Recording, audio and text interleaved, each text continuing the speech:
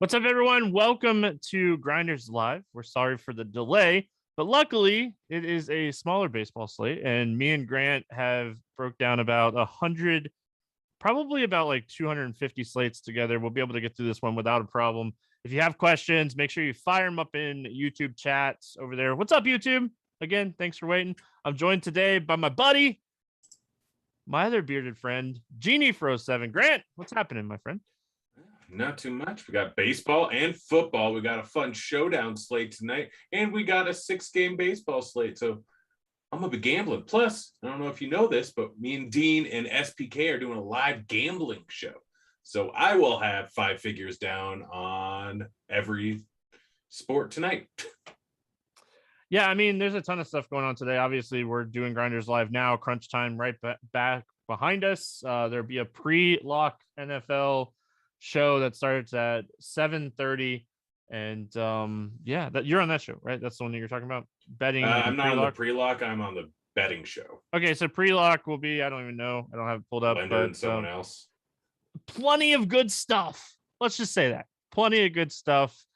We are presented by PrizePicks.com. If you guys haven't checked them out, head on over there. Use promo code Grinders. Grant, I know you had a 2 for 2 that you really liked over there. What do you like over there on PrizePicks today for baseball?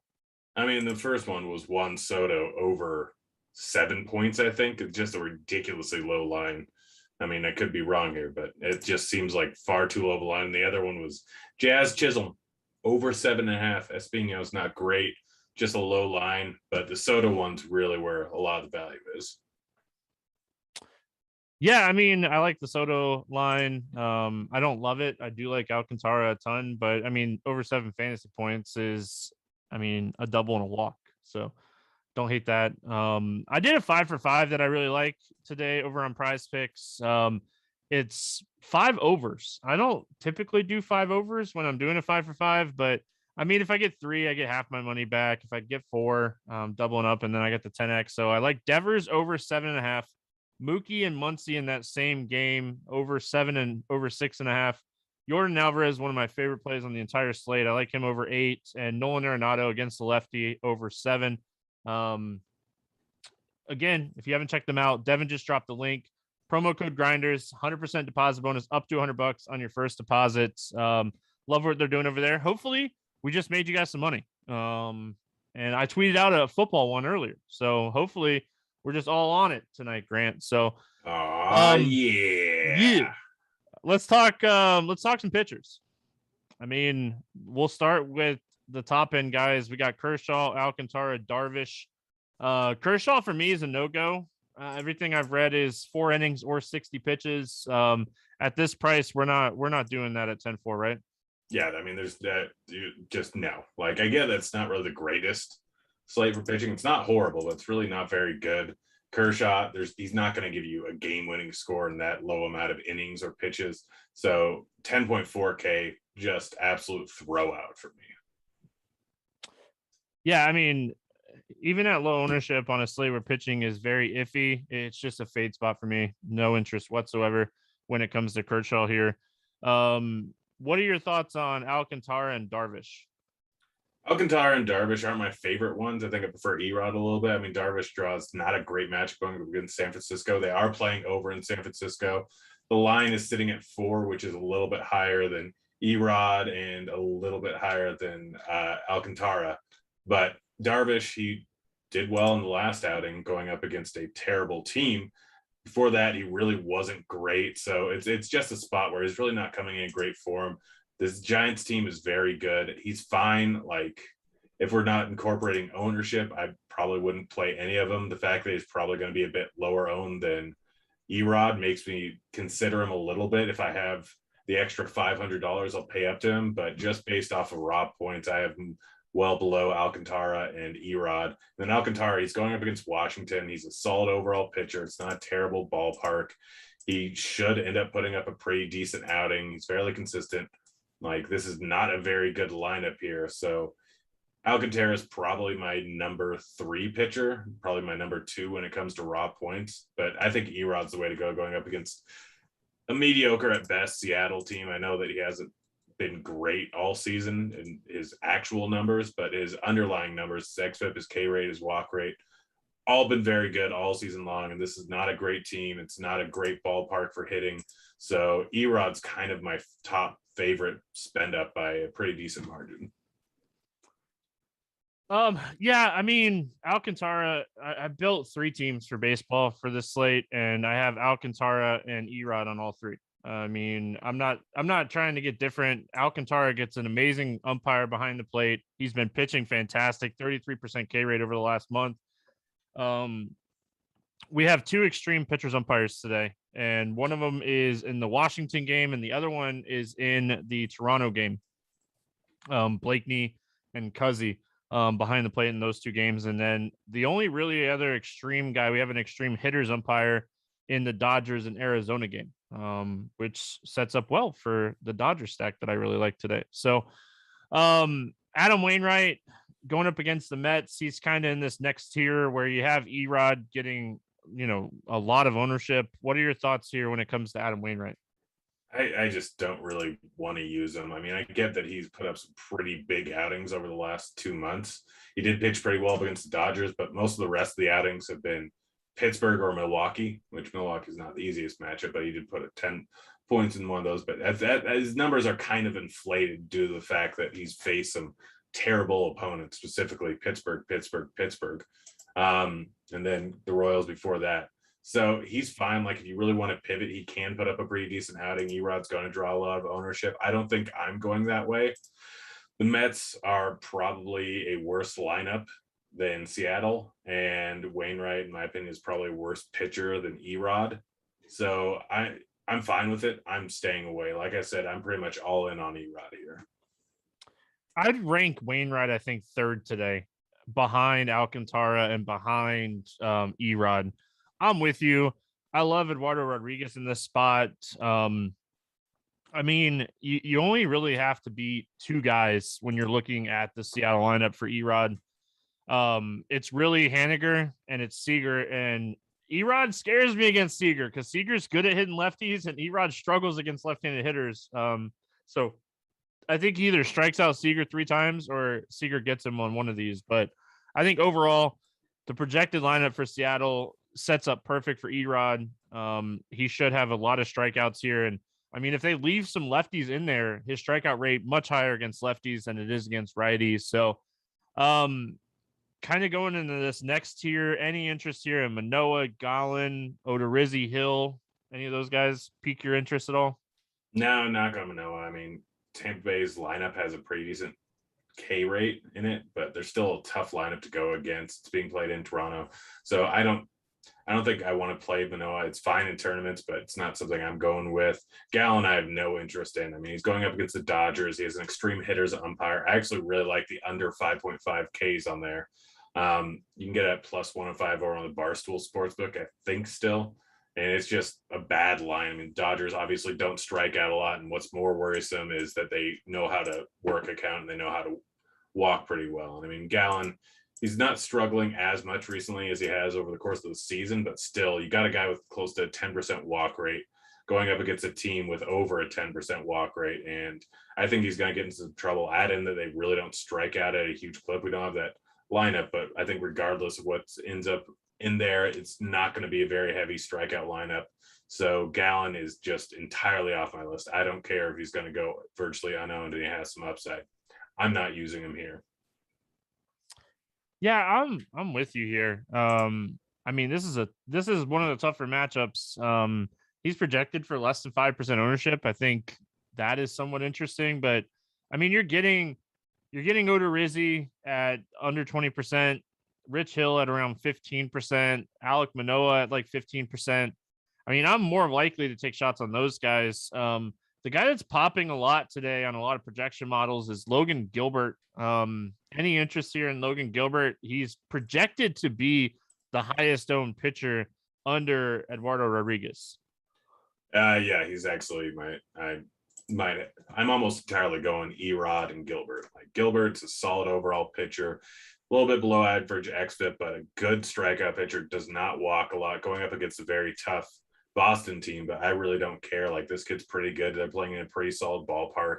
He has the upside. He's super cheap. It's just a mispricing thing. It's 6.7K. Like he's just too cheap, even in a matchup going up against Boston. If this were in Fenway, it'd be an entirely different situation. But this is being played over in Seattle. So they're pretty much Boston's an above average lineup with an average strikeout rate and just slightly above average walks. But Gilbert really doesn't struggle with control. Does give up fly balls and hard contact, which is a concern. If he runs on the right side of home run to fly ball, then he could put up a massive outing here. Yeah, I mean, overall, I get why he's popular on a 7-game slate. But for me, this lineup is so good, like top to bottom. It's a tough lineup. This guy gives up a ton of hard contact. I think this game being in Seattle instead of Boston is helpful for Gilbert more than anything. But I mean, Grant, they all know, they can see the hat. I'm biased. I think the Red Sox are the best team in the world, not just the league, the world. I mean, overall, I completely understand it. That lineup has not come out yet, unless it's come out since we have started. But I want to definitely see if JD's back in there. He hurts Gilbert more as well. But I mean, I already said it. Like I'm playing 3 lineups. I'm playing Rodriguez and I'm playing Alcantara on all 3 teams. If I was running 150, I would definitely have exposure to a guy like Gilbert because there's just not many options when we're looking at like bats on the slate to make everything work. So any other pitchers that you wanted to bring up here? I mean, I don't think we have to talk about any of these other guys. Espino is pitching against Miami at really low ownership. Could you see maybe taking shots on him in large field tournaments? I mean, for tournaments, he is kind of the pivot off of Gilbert. He's 600 left. He's going up against Miami. I actually have some Miami exposure today. But he's like not a horrible pitcher. He's not great. We don't never know how late he's going to go into games. He did pitch, I think, 92 pitches in his last outing. So there is the chance that it goes a little bit later. He's going up against the highest strikeout team. If I were running more lineups, I definitely have some exposure to him because, again, you're right. He's at low ownership. There's a very low implied run total against him. I don't fully understand the ownership that we have projected for him. I think he's going to be higher, but I could be wrong here. Regardless, he does make an interesting tournament pivot. I just don't know if I'm going to get there. I'd rather kind of play the Marlins side of the game and just take some power bets, knowing that Espino gives up a whole lot of hard contact and a whole lot of fly balls. If you guys have any questions over there on YouTube, make sure you just post them in chat. Devin's going to send them to me, and we're going to answer them. Devin's having a rough day.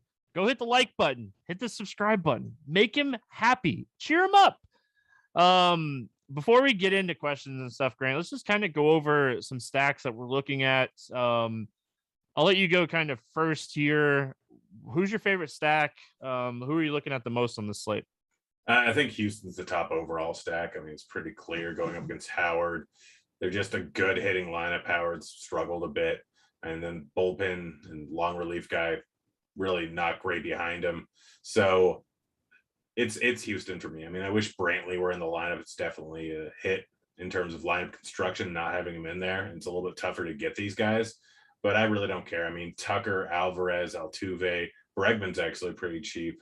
Correa, like I'll play any of these guys. And if you need to make the lineup work, I mean, you got 2K guys at the bottom of the lineup that you can always throw in there pretty easily. They may not be great, but they make things work and they make your stack work and you do a nice little wraparound stack. After that, it's a little bit more muddy. I think I'm going Dodgers, still waiting for that lineup. ownership is the real problem. It's super high. We have like 5 guys projected for 20 plus ownership on the Dodgers. So in terms of raw points, I mean, they're number 2 for me, but how much exposure I end up getting to them is kind of up in the air because I don't really want to play a stack on a 6-game slate with 20% ownership on it. It's just tough here. So kind of the guy stacks I'm looking at, they're going to be lower owned. I know McHugh and Yarbrough are pretty decent pitchers, but this Toronto team is just too good. Outside of Springer, we're not projecting a huge amount of ownership. I already said I'm playing a ton of Gilbert, so I can still fit these guys into my stacks pretty easily. They're just all very good. They're crushing the ball. They have one of the highest totals on the slate. Because they're price tags, they'll be lower owned, but let's be honest, we're probably not winning this at pitcher. So you could literally throw just 2 cheap guys in Odorizzi or Hill or Gilbert in your lineup and stack up Toronto, and decent chance that the pitchers don't end up killing you here. And then my third favorite stack is probably the Marlins. Like I said, Espino gives up a whole lot of hard contact, a whole lot of fly balls. There's a lot of cheap bats in this lineup that you can use. I mean, you got Diaz, you got Brinson, you got Sanchez, all super cheap. Jazz is a pretty solid hitter. De La Cruz could still take the ball at ballpark. These guys have power and they're super cheap, and they're not going to be terribly high owned outside of Jazz and probably Sanchez, which Espino has given up a large amount of hard contact to righties. I think he's sitting at 50% going up against righties on the season, or 43%, 50% fly balls. He's given up a lot more power to righties. So while I'm not a huge fan of De La Cruz, Brinson, like they're both cheap. They're both not going to be terribly high owned. I think the Marlins are probably my favorite GPP stack on the slate. Yeah, I mean, I definitely agree with you on Houston. Garrett Stubbs, we got a 2K catcher alert. I know he's hitting 9th. I don't care. Like, I'll take any catcher that's 2K on just about any slate. I agree with you on the Dodgers. I love this spot for the Dodgers. I think this is a spot where all these guys are just in great spots. And then I love the Red Sox. I think they're a way to get different on this slate. They're not projecting for a ton of ownership. Probably, Grant, because Gilbert is going to be popular. A lot of people are going to be playing Gilbert, and not a lot of people are going to be playing the Red Sox. So I love potentially looking at the Red Sox stack there. But, I mean, we also can't forget about Toronto. Colin McHugh pitching in this game. Do not forget about the Toronto Blue Jays. I mean, I can't preach it enough. This team, the upside that this team gives us on a daily basis is just insane. So I love Toronto. I guess it's going to be Yarbrough opening, right? And then McHugh, or is it just going to be McHugh? It's McHugh opening, then Yarbrough. Okay. So, I mean, either way, Ryan Yarbrough, low strikeout guy against this offense. And then Colin McHugh's not going to pitch deep enough. So it doesn't really matter. So, yeah, I don't mind the Mets. I mean, I don't mind the Marlins like you're talking about. San Diego is someone that you could potentially look at. Let's get into the questions. Devin's going to send them over to me. He just did. So we'll answer some questions. We're not getting a ton of questions. So, I mean, it is a short slate. It's pretty straightforward for a baseball slate. What are your thoughts on Tampa Bay? I mean, probably not going to get to Tampa on this slate, but I understand why you would. Like, you get Brett Phillips is going to be someone that is going to be pretty popular at 2.3 batting leadoff. So, I mean, the rest kind of the of my stack kind of secondary stack. Yeah, like it's just kind of the way it's working out, especially if I'm playing Houston or Toronto. Like getting Phillips in there, and then you can throw in Meadows, you can throw in Choi, you can throw in Mejia. Like you can throw in some of these cheaper bats, and I'm worried about always the possibility of getting pitch hit, but it's a 6-game slate. I can deal with that with one guy. So it's just kind of a spot where I think Tampa Bay is going to go a little bit overlooked outside of Phillips, and it's a spot you can definitely go with. But again, I guess there's like a lot of spots getting overlooked, and they're kind of all trash.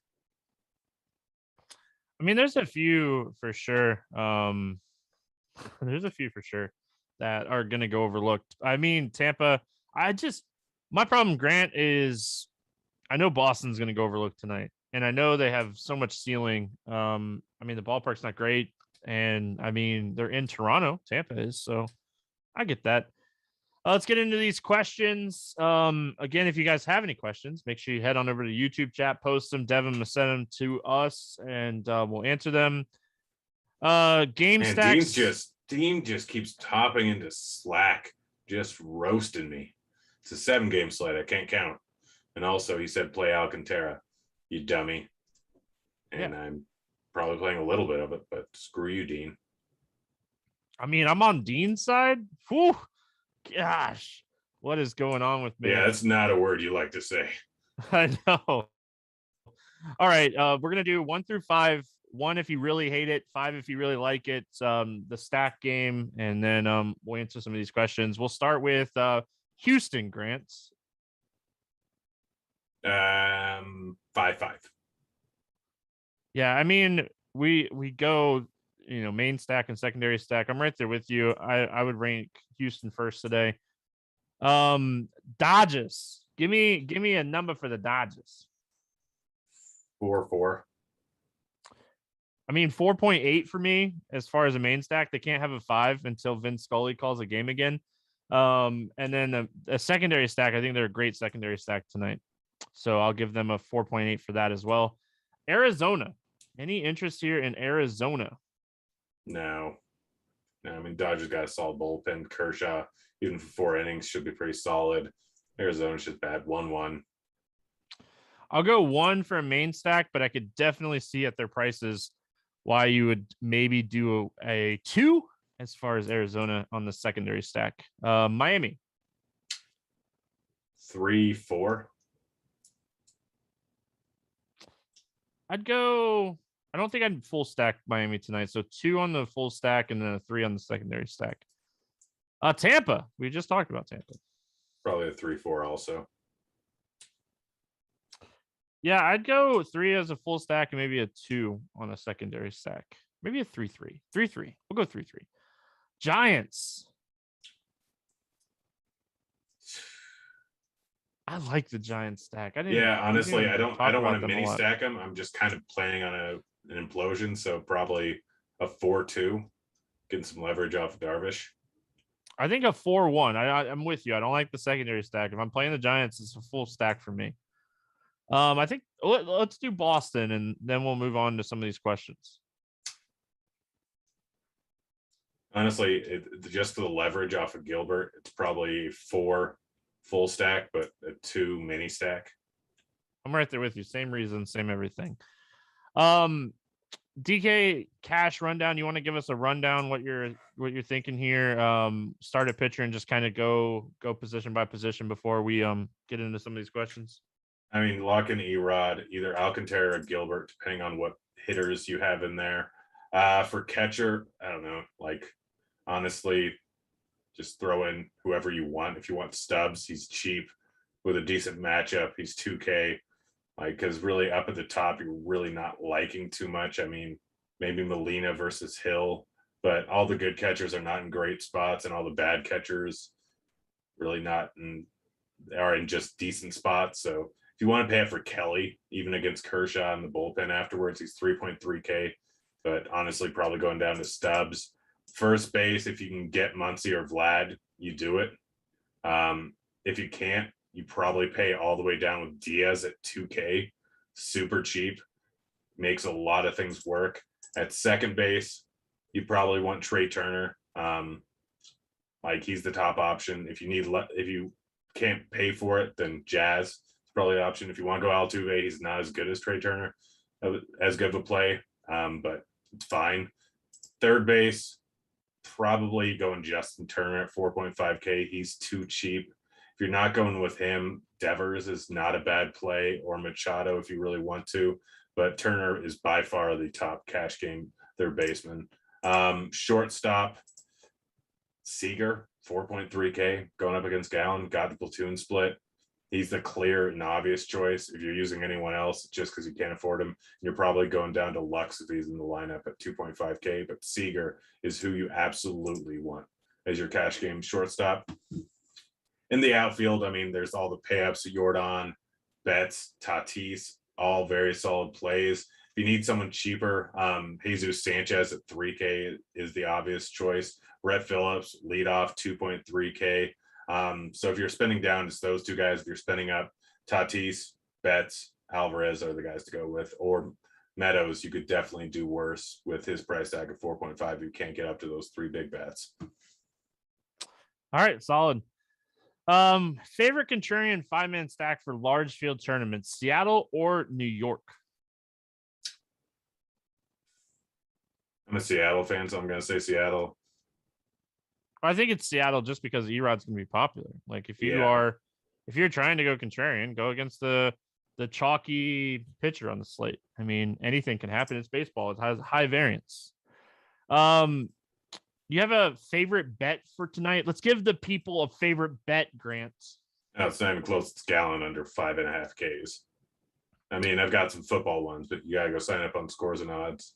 And I think if you, I can't remember what the promo was, but go sign up for Scores and Odds. I think I'm now up almost 70 units on the season for football or for baseball. I've not done well in football, but it's 1 week. It doesn't really matter.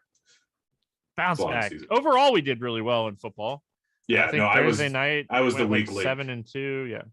I mean, it helps that I won like 5 units on baseball yesterday. There you go. If you do want to check out Scores and Odds, go over to the Rotogrinders main page right at the top, and RG subs get the first 5 days of Scores and Odds for free. Or use my code. Yeah. Ha. My favorite bet tonight, I haven't even checked to see how much it's moved, but it was Boston minus 120. I don't know what it is now. Let's look. I think it's at 130. I could be wrong. Looking. No. Is it still? Yeah, by the way, Scores and Odds app. You can see exactly what the line is for every single game. It's really, really neato. Just a full, like, you want to make the most amount of money. If you're going to bet the Red Sox, look, if you bet it over at PointsBet, it's minus 25. You can get it over at Sugar Hill for minus 118. Yeah, that's my favorite bet tonight. I like the Red Sox a lot. Erod plus the Red Sox offense. Talked about it on the morning grind as well. I like the spots. Dean wants to know, are you prepared to pay off our 2 beer bets later tonight? Yeah. Oh, yeah. I'll be drinking during the game. Oh, yeah. Drinking, Grant. Yeah. Who knows? I might open a nice little can of canned rosé. Canned rosé. That doesn't sound good. It's not bad. Which team has the worst bullpen, Toronto or Tampa? Pretty sure it's Toronto. Yeah, I'd have to look. I guess they pulled it up really quick. I'm pretty sure it's not Tampa.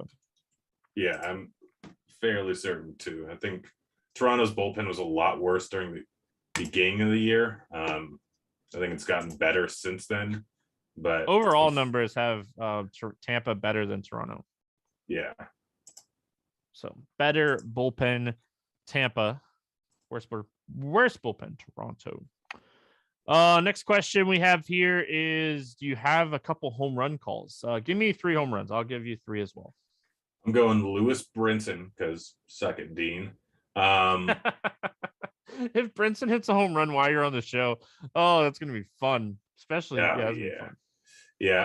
Corey Seager. And let's see. Trying to think of something a little off the board. I got nothing off the board. I'm just gonna give you another. I'm going with Diaz for a 2K home run there. All right. I'm going to go 2 top end and then a cheaper one. Give me Muncy and Jordan Alvarez, and then give me Gurriel Jr. For Toronto. He's been absolutely crushing the ball recently. Really like him today. Next question is, best hitters ballpark on the slate. Is it the Washington game, then the Toronto game, question mark? I think it's Toronto first, followed by Washington. Then we've got a lot of bad ballparks. Then it's probably the Dodgers. Like Seattle, probably slightly below average. San Francisco, one of the worst. Texas, one of the worst. New York, one of the worst. Toronto, one of the better ones. Washington, probably 70th percentile. Dodgers, probably right around like 40th percentile. Yeah, I mean, it's a 7-game slate, and there's not there's no cores or anything. I think Toronto, if you're looking for the best ballpark, is going to be the best. I'm pretty sure Washington second. Could be wrong, but I think that's right. I don't see any more questions. If Dean's still listening, the people in chats at YouTube want to know who your home run call is for the day. I mean, it's going to be a fun show, right? It's you and it's Dean and it's SBK, right? Yep, and I'm going to be gambling a lot. Gambling a lot. You know what you have to do when you're doing a show at SBK? You have to ask him all about food. I always talk about food. He doesn't eat a lot of different kinds of food. Oh man, I just got in the mail $250 worth of hot sauce. I like the hot sauce that you told me about the other day. Me and Grant like hot sauce, the blue guava sriracha. Oh yeah, it's fantastic. Yeah, it goes.